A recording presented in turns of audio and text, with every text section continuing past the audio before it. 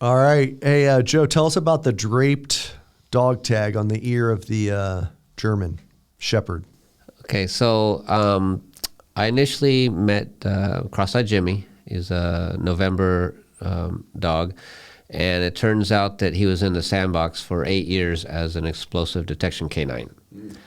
And in my first art piece, his parents allowed him to come by and put his paw print. They traveled about an hour to get to the frame that his paw print is on. So in honoring him, along with all the other canines, all the other animals that we used during our wars, he represents pretty much all of them. And so the dog tag is literally his dog tag with his information on it. Now, his parents, were they the handlers? Was one of them the handler of him? Once he retired, he came back, all 4 limbs, but suffered from PTSD. So his new family said, you know what, just enjoy retirement. So he literally did that. And so he wasn't so much a show dog at that point because he was still suffering from PTSD, but they definitely wanted to make a trip to get him on that. Nice. And can you just kind of tell us about the other displays? This is a unique panel because it's got 5 images on one panel. Can Correct. you just tell us the motivation or the inspiration behind it? Yes. So in creating the War Memorial, one thing I recognize right off the bat is the unsung heroes, the ones that don't get the recognition. And there's so many. I mean, this is just 5. But I try to depict at least some of the really, strong ones. So obviously all the animals that we have ever used in all the different conflicts and wars.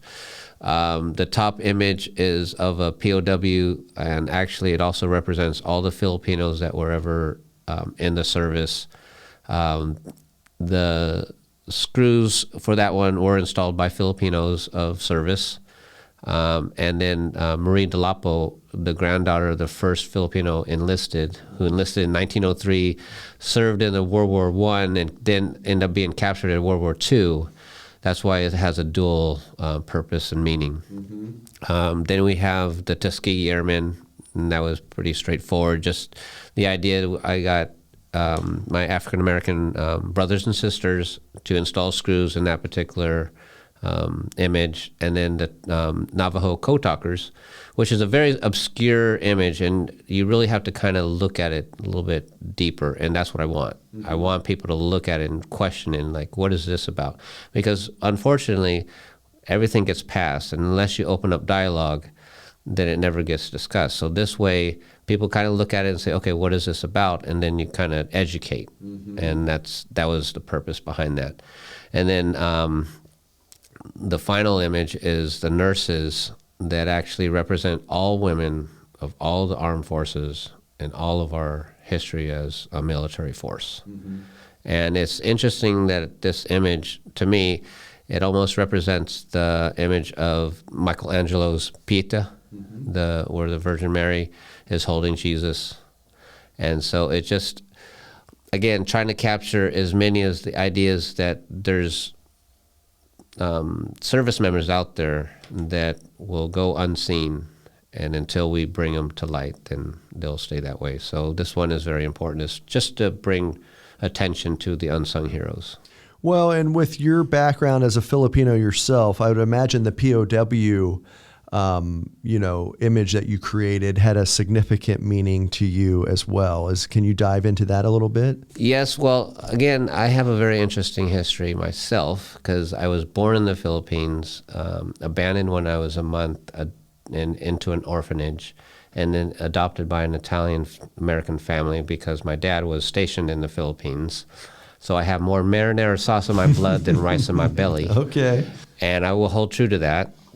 So it's important because as a Filipino growing up in America, I mean, we're kind of an unsung hero as well. And so the image gravitates to me in different ways. And so it is important that my heritage as a Filipino comes across as well. And I am an American, but my roots are embedded in the Philippines. So I love you sharing that because I had, multiple Filipino American soldiers and the pride they had for the red, white, and blue for the United States, while still paying honor to the Philippines. But it's for a rather small population of people, and the amount of impact they've had in our U.S. Armed Forces, speaks volumes. So I'm glad you can expound upon that in this panel. Yes, absolutely. Right. Thanks, man. You're welcome.